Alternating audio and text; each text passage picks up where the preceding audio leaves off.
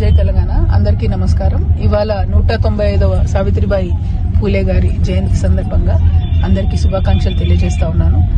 దాదాపు 195 ఏండ్ల క్రింద పుట్టినటువంటి ఆమె తనకు 17 సంవత్సరాలు వచ్చేటప్పటికి ప్రత్యేకించి బాలికల కోసం ఒక పాఠశాలను స్థాపించి మరి తన భర్త పూలే గారి సహాయంతో ఆమె ముందు చదువుకొని తర్వాత ఆడబిడ్డలను చదివించాలనేటటువంటి ఒక అకుంఠిత దీక్షతో పనిచేసినటువంటి వ్యక్తి.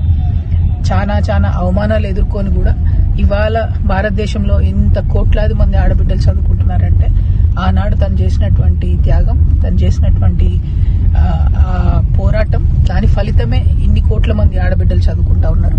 మరి మనం కూడా ఇవాళ సావిత్రిబాయి పూలే గారి జయంతి సందర్భంగా ఎక్కడెక్కడైతే ఆడబిడ్డలు తక్కువ చదువుకుంటున్నారో, ఎక్కడైతే ఫీమేల్ లిటరసీ రేట్ తక్కువ ఉందో ఆయా ప్రాంతాల్లో ప్రత్యేక శ్రద్ధ పెట్టి పనిచేయాలనే సంకల్పం తీసుకుంటే ఇంకా చాలా మంది ఆడబిడ్డలు చదువుకునే ఆస్కారం ఉంటుంది.